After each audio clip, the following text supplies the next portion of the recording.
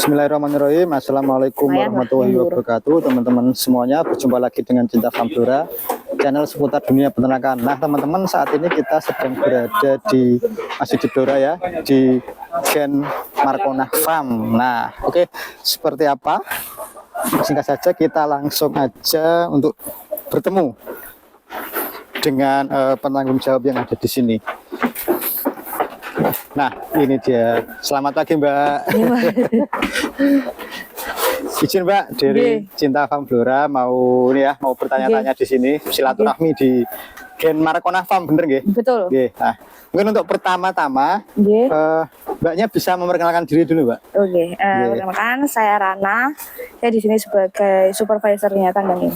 Oke, Mbak Rana sebagai supervisor ya, Mbak. Oke. Nah, Mbak, untuk saat ini, Mbak, di Gen Marcona Farm itu total populasi dombanya itu berapa nggih per hari ini, Mbak? Per hari ini kurang lebih sekitar 365 ekor. Wah, 365 ekor, banyak sekali, Mbak. Itu sampai limanya tadi ikut kehitung tadi, berarti memang dihitung beneran ya, Mbak? Insya Allah. Kurang lebih segitu, Mas. Ya, jadi kandangnya ini di sini ini sama yang sebelahnya sebenarnya juga masih ada lagi ya, teman-teman. Iya. Jadi total keseluruhan itu 365 ekor untuk saat ini. Nah, Mbak Rana, untuk jenis yang dibudidayakan di Gen Marcona Farm ini apa aja, Mbak? Oh, jenisnya kita ada beberapa. Yang pertama ada lokal. Nah, lokal sendiri kita ada domba ekor tipis, domba ekor gemuk, domba Garut. Nah, untuk eksotisnya kita ada Texel, Merino, full blood Dorper, sama persilangan antara Suffolk sama Texel. Wah, banyak sekali, cukup lengkap ya untuk jenis dombanya yang ada di Gen Marcona Farm ini. Nah, ini kebetulan ini pada saat kita ambil video ini pada pagi hari jam 8.30 sekarang itu. Jadi ini kebetulan pas pemberian makan pagi ya, Mbak. Untuk pola makannya di sini itu sehari berapa kali, Mbak? 3 kali. 3 kali pagi kita kasih konsentrat atau bisa disebut complete feed buat kita. Terus nanti siang kita kasih hijauan, sama sore hijauan. Nah, biasanya kalau misalkan kita hari ini misalkan nggak ada pemasok rumput, nah siang harinya kita kasih fermentasi atau silase. Ya, itu dia teman-teman untuk pola pakan yang ada di kandang Gen Marcona Farm. Jadi, untuk Mbaknya ini nggak sembarangan nih teman-teman, karena emang backgroundnya adalah peternakan ya, Mbak. Jadi segala sesuatunya seluk-beluk tentang perdombaan ini emang beliau ini sangat menguasai. Oke, Mbak, boleh kita sambil jalan ya, Mbak? Boleh, monggo. Oke. Nah, ini kan di kandang yang ini banyak sekat-sekatnya, ini masing-masing peruntukannya beda aja, Mbak. Itu ada tulisannya kebetulan itu. Cuma yang di sana tulisannya itu memang salah, kita ambil karena di sana ini memang khusus buat kandang induk dan anak sebenarnya. Oh, berarti yang deretan situ induk anak. Sini perkawinan. Untuk kawin, yang deretan sini juga untuk perkawinan sama perkawinan dari induk anak. Untuk induk anak juga. Iya. Nah, untuk pejantannya yang digunakan untuk populasi 365 ekor tadi itu berapa, Mbak, yang dipakai untuk pemacak istilahnya? Untuk kita pemacaknya sebenarnya sekarang ada 6, Mas. Ada 6 ekor ya? Ada 6 ekor, tapi memang untuk sekarang kita fokuskan 2 ekor aja, yang 4 ekor kita mau akhirkan aja.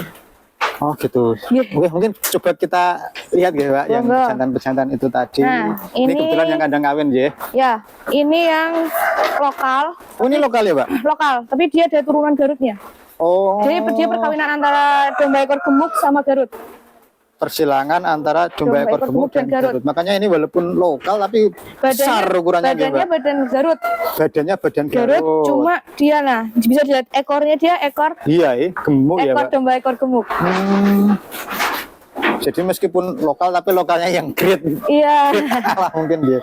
Terus ini juga ada. Ini dia. Ini pejantan juga. Crossingan Texel yang gundul ini, Mas.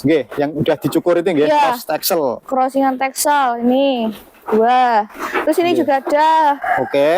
Ini crossingan Texel sama domba ekor gemuk. Ini Nakos. Siapa, Mbak, namanya? Carlos ya? Nakos. Nakos. Ya, ini Nakos. Ini Texel versus ekor gemuk. Ini seperti ini. Oh ya, ini ya. Lulut ya, Mbak? Ya, enggak, maksudnya agak ini. Iya, enggak. Iya, enggak. Kalau ini full blood dorper. Oh, yang ini teman-teman, ini full blood. Ini full blood dorper. Iya. Oh, yang itu? Ini kita kawinkan dengan itu betina semua berarti, Mbak? betina semua. Kita Tapi kawinkan kurang lebih hampir 30 ekor. 30 ekor dikoloni dengan full blood dorper. Ya, Tapi itu ada yang besar sekali tuh, Mbak. Itu ya, betina juga. Ini Texel, ini Texel. Oh, yang besar-besar ini Texel, Mas. Oh, yang besar-besar ini adalah Texel. Ini sekilas teman-teman, ini kayak jantan ya dari segi ukurannya, tapi ternyata itu betina. Betina Jumbuan Texel. ini. Yeah. Kisaran bobot 40 ada ini, Mas. 40 kilo ya. Iya. Ini kira-kira udah di koloni berapa lama, Mbak? Masih sekitaran 2 mingguan, Mas, kita. Oh, baru 2 minggu. Sekitar 1 siklus lah. Berarti 40 kilo itu kondisi masih kosong ya? Iya, kita belum bisa memastikan. Mungkin nanti setelah 40 hari baru kita USG. Nggak, artinya kan gini, Mbak, 40 kilo dalam keadaan dia kosong waktu itu ya. Artinya kalau dia buntingan nanti bobotnya pasti bisa lebih lagi bisa. Tapi kita nanti ketika bunting kita agak rem-rem. Maksudnya? Jadi nanti kita bunting awal, kita nggak kasih pakan yang dan protein yang terlalu tinggi, standar aja. Nanti takutnya dia terlalu gendut, jadi anaknya nggak bisa lahir atau gimana. Tapi ketika nanti dia udah di usia kandungan 4 bulan, kita jor nutrisinya, gitu. Nutrisinya, biar nanti ketika melahirkan tenaganya ada. Sampai akhir masa kebuntingan juga tetap pakannya juga tetap dijor ya? Kita tetap kasih dijor. Kalau saya mau kasih konsentrat aja, itu ini kurang. Nanti anaknya terlalu gendut, terlalu jadi, besar ya, jadi lahirnya nanti susah harus dibantu gitu. Jadi kalau nggak istilahnya nggak konangan, nggak ketahuan malah bisa membahayakan untuk induk domba dan anaknya itu sendiri gitu. Kalau anaknya 1 sih mungkin dia masih mampu, tapi kalau anaknya 2 dia takut terlalu capek. Ya. Nah, ini Mbak, ini kalau di Gen Marcona Farm itu sebenarnya yang dijual apanya sih, Mbak? Kita ngejual pembibitan, jadi kita ngejual di kualitas dari bibitnya. Buntingan atau buntingan ada, lepas sapinya? Buntingan bisa, kita ngejual lepas sapi dulu bisa. Oke, jadi ada 2 itu yang dijual di Gen Marcona Farm, ada yang lepas sapi. Jantan betina juga dilepas semua, Mbak? Iya, kita lepas. Asal harga semua. cocok dilepas ya, jantan atau betina yang lepas sapi dan juga buntingannya. Nah, Mbak, kalau buntingan ini kan induknya ini kan beda-beda ukurannya beda-beda, itu mempengaruhi harga nggak sih? Mempengaruhi, Mas. Jadi nanti kita lihat dulu, misalkan dia mau buntingan dengan apa. Kalau misalkan buntingan dengan lokal dengan Texel, itu kisaran harga 2,5. Wah, langsung disebutkan harganya juga nih teman-teman, monggo. Kalau minat 2,5. Apa tadi, Mbak? Buntingan apa dengan apa yang 2,5? Lokal dengan Texel. Pejantannya berarti Texel, induk betinanya berarti lokal. Itu 2,5 per ekor, teman-teman. Kalau Texel kurang lebih 3 lah. 3 ke atas dikit. Texel dengan Texel 3 jutaan lah. Kalau Texel dengan lokal sama 3 sampai itu. Satu induknya, kalau induknya gede kita lihat dulu. Ini tergantung barangnya dulu seperti apa kualitas. Tapi kalau misalnya lokal dengan dorper juga 3 juta. Lokal dengan dorper 3 juta per ekor bunting. Kalau Texel dengan dorper kita lihat kondisi ternaknya. Kalau gede kita timbang. Texel dorper kita lihat kondisi ternaknya. Ya, kita timbang dulu dahulu. Nah, itu biasanya dilepasnya yang untuk buntingan itu, Mbak. Itu usia berapa, Mbak? Usia bunting berapa? Kalau pengen aman ya saya usia 2 sampai 3 bulan. Mbak, bentar saya tak beralih dari sana dulu, backlight kayak dari sini. Nah, dari sini lebih terang, Mbak. Siap.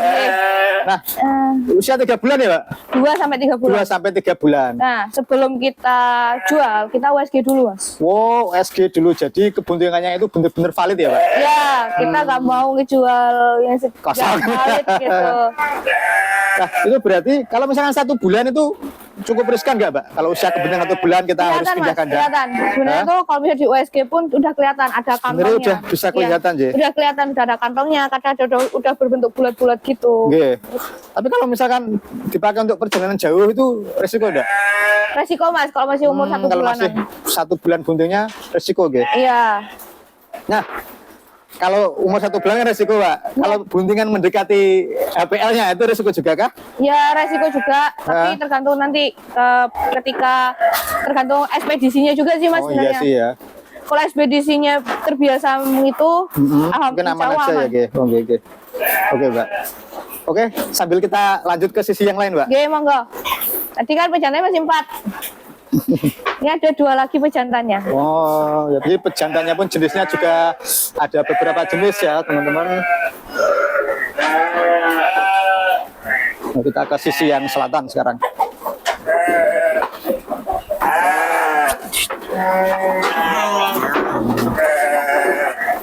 Nah, ini turunan Suffolk sama Texel.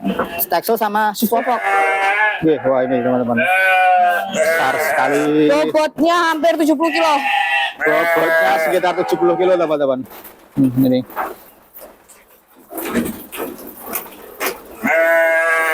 Ini sudah dicukur dia, Pak? Udah, tinggal kukunya kita belum potong lagi. Besar-besar sekali. Iya. Terus ini juga sama. Dia ada Suffolknya, ada Texelnya. Texel sama? Suffolk juga. Suffolk juga.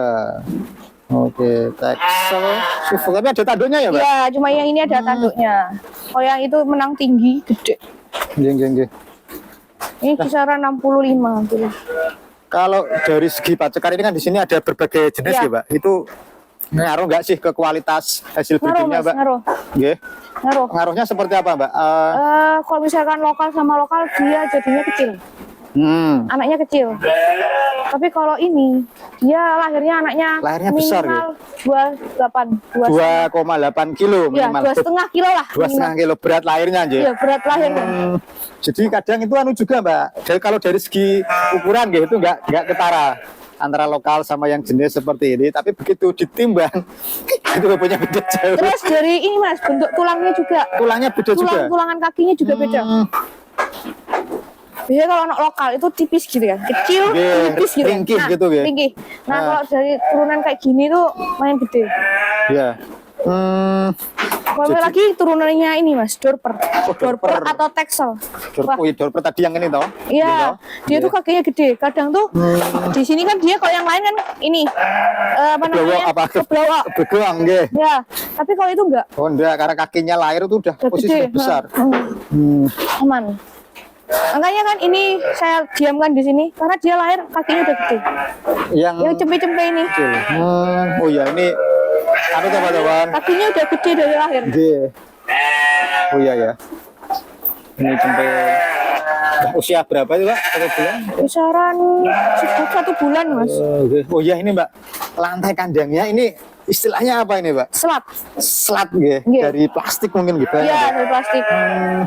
Ini sih Mas yang paling gede dia. 1,5 bulan. 1,5 bulan. Kakinya mantap. Kakinya gede-gede nih. Ini dia juga nggak masuk, dia aman. Ini ya, Mbak, walaupun jumlahnya dengan populasi sebanyak ini kok ya itu kayaknya ini kan gemuk-gemuk ya. Pakannya ya, berarti kan pakannya cukup, secara nutrisi cukup. Itu kalau pakannya, Mbak, di sini dengan sebanyak ini itu gimana? Buat sendiri atau beli? Kita beli bahannya, tapi kita campur sendiri. Oh, beli bahannya jadi terus di mix sendiri. Ya, jadi komposisinya bisa custom ya. Bisa kita atur sesuai kebutuhan kita. Betul. Misalkan kita nggak beli jadi, Mas. Kalau kita beli jadi, mohon maaf, saya bukan menjelajahkan. Ya. Kalau di lab itu berbeda. Itu sih, Mbak. Ya emang karena ini ya, antara label, ya semua sih ya, tapi emang ada antara label sama labnya itu kadang berbeda. Atau mungkin pas nge-labnya kebetulan emang beneran, tapi produksi selanjutnya mungkin dia nggak konsisten. Iya, gitu. Bisa jadi. Karena kan kualitas bahan juga kan berbeda-beda, Mas. Tapi kalau udah populasi sebanyak ini emang paling tepat ya harus mix sendiri. Artinya kualitas bisa kita jaga ya, Pak. Kita bisa memanfaatkan apa yang ada di sekitar kita. Siap. Kayak gitu. Jadi kan untuk konsentratnya. Kalau hijauannya? Hijauannya kita beli. Oh, ini tidak masalah juga sebetulnya beli. Karena kadang ini, Mbak, banyak kasus itu seperti ini. Ada hijauan gratis, Mbak, di lahan. Tapi karena kita nggak bisa manen sendiri kan, ya pasti kan karena saking banyaknya kita harus nyuruh orang juga. Akhirnya ya sama aja sih. Karena kan kita juga istilahnya apa ya, Mas, berbagi rezeki lah buat tetangga-tetangga sekitar. Daripada rumputnya nggak kemakan, jadi yaudah jual, kalau mau jual ke sini kita beli. Ya, nggak apa-apa. Yang penting secara hitung-hitungan bisnisnya kan tetap masih masuk kan. Alhamdulillah masih masuk. Soalnya dihitung juga sih kalau kita punya lahan, kita masih bayar orang setiap harinya. Nah, ya. Karena memang ya populasinya udah banyak sekali. Iya. Nah, itu Mbak, mungkin untuk yang sesi di kandang ini mungkin cukup segitu Mbak. Terima kasih ya. Mungkin nanti selanjutnya kita review yang ada di luar kandang Mbak. Mungkin apa? Gudang pakannya atau itu boleh. ada pengolahan Kohe. kohenya itu Iya, Oke, teman-teman, untuk yang di kandang ini mungkin kita cukupkan sekian dulu nggih. Terima kasih sudah menonton. Wassalamualaikum warahmatullahi wabarakatuh. Waalaikumsalam.